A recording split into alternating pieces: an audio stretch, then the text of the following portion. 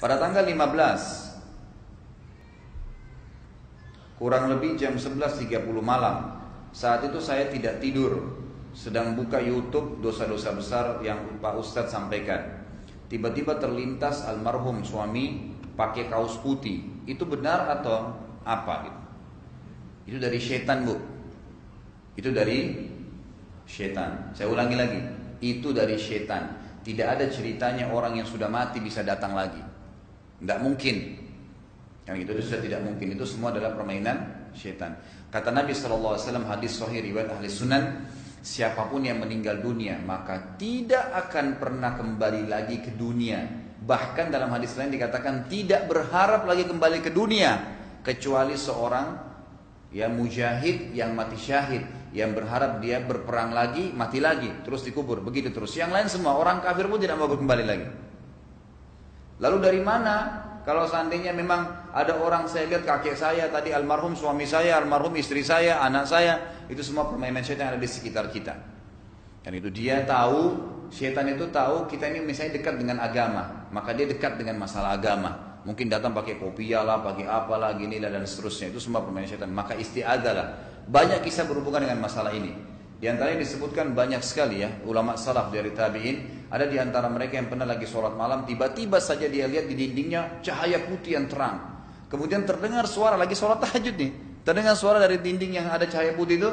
Namanya dia kebetulan Muhammad. Wahai Muhammad, saya sudah tahu kebenaran dan ketulusanmu ibadah dengan kepadaku, maka sekarang saya angkat hukum sholat darimu. Kamu boleh gak sholat?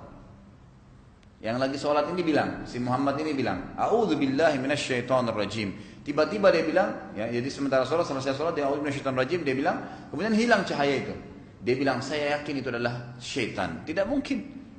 Allah memerintahkan sholat sampai hari kiamat, dan Nabi SAW tidak pernah meninggalkannya. Bagaimana bisa ada suara yang mengatakan saya sudah boleh tidak sholat? Nggak mungkin. Itu dari syaitan semuanya. Maka itu permainan syaitan. Sama saya pernah kasih contoh kalau masih ingat, kalau kita lewat di sebuah rumah, ada orang pernah bunuh diri di rumah itu. Umumnya di Indonesia orang tidak mau beli rumah yang pernah ada orang bunuh diri kan gitu, karena takut. Baik, kalau rumah yang pernah orang bunuh diri itu jarak pagarnya 10 meter, kita lagi lewat di depan rumahnya, maka pada saat kita lewat, syaitan yang ada di sekitar rumah itu gerilya, semua datang kepada kita. Jadi baru 1 meter pertama, 2 meter pertama, terus dia berusaha sebelum 10 meter tembok itu harus kita takut dulu.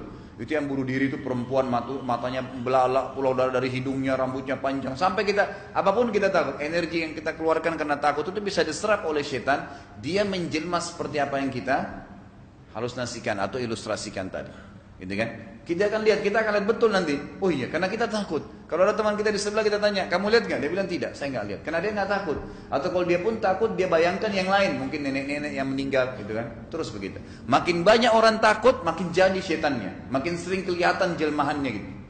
Kayak biasa di kampung-kampung kita Indonesia itu, oh di sungai sana kalau malam nanti ada nenek-nenek. Setiap orang lewat, orang kampung, ribuan orang di sana semua ketakutan. Maka makin jadi, makin dilihat. Tapi hanya orang-orang yang takut saja. Kalau orang mukmin lewat tidak ada, setannya yang lari malah, gitu kan? Emang sudah begitu. Jadi itu waswas syaitan.